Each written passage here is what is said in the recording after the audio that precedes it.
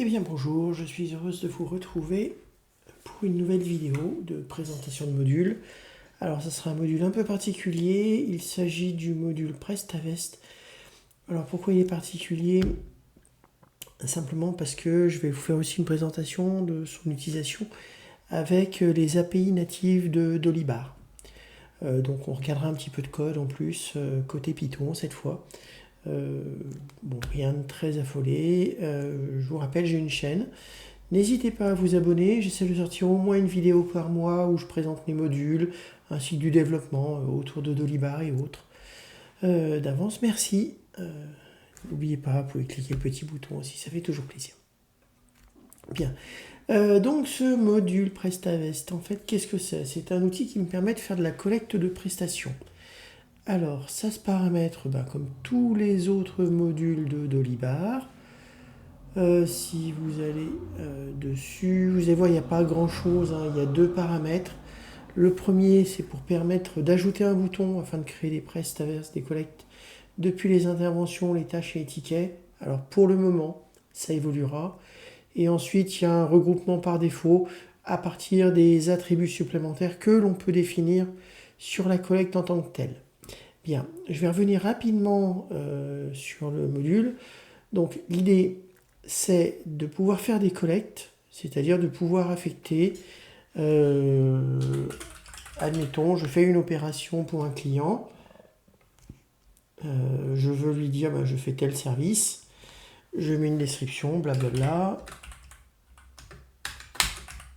Bon, je suis contente. Par contre, je ne veux pas facturer ça tout de suite. Tout de suite, je ne veux pas lui faire une facture pour juste une prestation. J'aimerais bien les collecter, soit mensuellement, soit la semaine, etc., etc. Donc je crée une collecte qui va aller dans une liste de récolte. Et donc là, on va voir que je vais retrouver la collecte que je viens de créer. Elle n'est pas associée à une facture, mais elle est associée à un client. Et donc je peux regarder, par exemple, pour ce client, toutes les collectes qui sont à l'état brouillon. Là, j'en ai 800, bon, un petit paquet.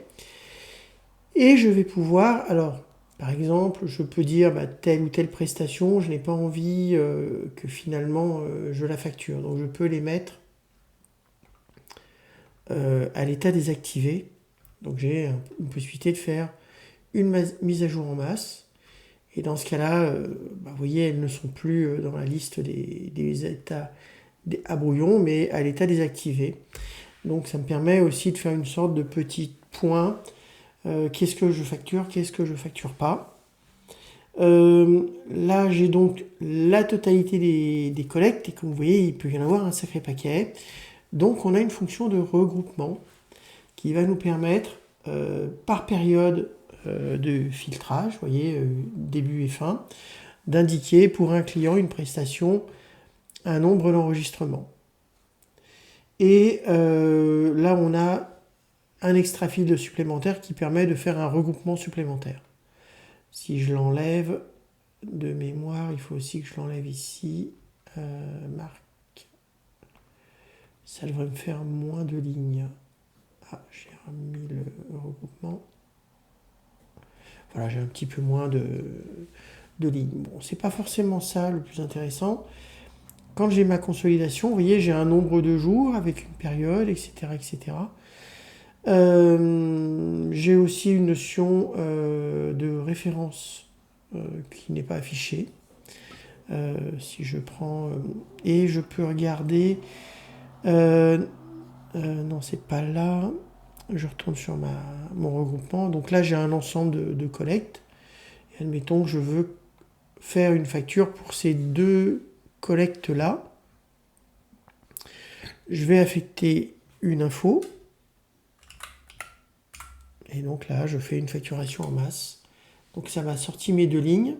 Et si je vais dans ma liste de factures, je vois apparaître ici une facture supplémentaire qui reprend mes deux lignes avec les quantités qui étaient associées et qu'il va m'indiquer ici les lignes de Prestavest. Alors j'ai des références ici qui sont toujours différentes. Mais si je voulais juste faire une liste par produit, donc là j'ai qu'un seul produit, et si je veux par date, Donc là, je vois que je regroupe par date différente. Idem si je fais par marque. Là, je vois que j'ai 2 marques. Bon, c'est un petit outil qui vous permet donc, vous voyez, de facturer des prestations que vous avez créées ici, en termes de récolte. Mais on a aussi cette fonctionnalité au niveau des interventions.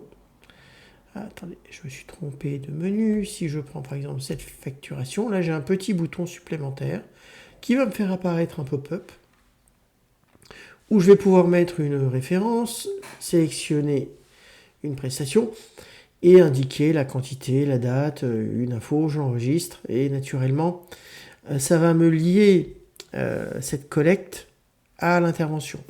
Alors là c'est très sympa, c'est si par exemple vous avez fait quelque chose sur l'intervention et que vous voulez rajouter quelque chose qui sera facturé plus tard. C'est sympa au niveau des interventions, ça l'est aussi au niveau des tickets. Je suis sur un ticket et c'est pareil, j'ai fait une opération sur ce ticket qui va être ensuite facturé. Je peux ouvrir une Prestaverse. Vous remarquerez que par défaut, il me met toujours le client associé au ticket. Alors ça, on peut le faire au niveau des tickets et on peut le faire aussi naturellement au niveau des... où je suis projet. Si je vais sur une tâche, je vais pouvoir aussi associer une prestation au niveau de la tâche. Ça, c'est typiquement le genre de choses qui vous permet donc de créer des prestations. Admettons que vous avez un client qui vous a appelé, vous avez fait quelque chose et vous ne voulez pas faire une facture juste pour ça parce que ça ne vaut pas grand-chose, mais vous voulez garder en mémoire que vous allez avoir à facturer cette prestation. Prestavest vous permet de faire ce genre de choses. Donc ça, c'est, je dirais, la partie immergée de l'iceberg, c'est-à-dire à travers Dolibar. Mais vous avez la possibilité aussi de travailler avec les API. Pour cela, donc Prestaverse a une classe API qui vous permet d'appeler le module. Alors je ne sais pas si je vais pouvoir faire une démo comme ça, mais bon. Donc là, on va pouvoir, par exemple, ici, créer des Prestaverse à partir d'un post que l'on aurait reçu. Mais on pourrait aussi faire des mises à jour ou des suppressions. Vous avez le CRUD classique qu'on peut avoir pour un élément directement dans Dolibar. Alors, si on voulait aller le voir, il faut aller dans la configuration. Ah, j'ai besoin d'abord d'un token. Donc là, je vais récupérer mon token caché.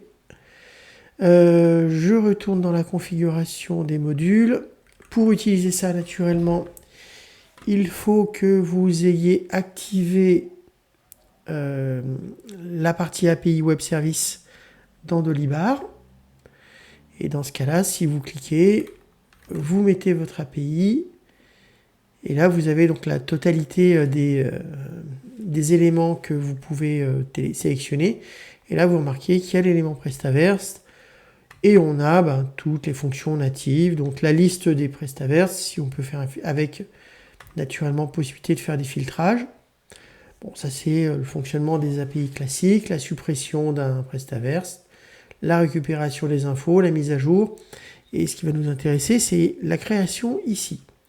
Vous avez dans le package natif de Dolibar un petit programme Python qui est très simple. Qui reprend donc l'API key, l'URL associée à l'API Prestaverse. Alors j'ai mis un random pour la référence, pour la marque et pour la date, mais disons que là c'est une petite fonction qui appelle par poste l'API en lui transmettant des paramètres, et grâce à ça je vais créer autant de Prestaverse de collecte. Alors, ça, c'est une fonction super sympa. Alors, je vous donne un cas d'école. Si vous avez des distributeurs ou des choses comme ça, vous pouvez utiliser ce genre de choses. Vous programmez dans votre distributeur un appel à l'API paramétré. Et grâce à ça, vous allez récupérer directement les éléments. Ça peut être aussi utilisé pour faire des mises à jour, des choses comme ça. Voilà. Bon, le source est présenté. Naturellement, le module sera bientôt sur le Dolistore. C'est pas un module très compliqué, mais il répond à un vrai besoin de pouvoir collecter des infos. Si vous avez beaucoup de petites prestations et que vous voulez pas perdre le fil, ça peut être sympa de les collecter pour pouvoir ensuite les facturer en masse, une fois par mois, par trimestre ou par année. Bien, bah écoutez, je crois que je vous ai tout dit sur ce petit module. Je vous souhaite une bonne rentrée parce que pour moi c'est la fin des vacances et à très bientôt.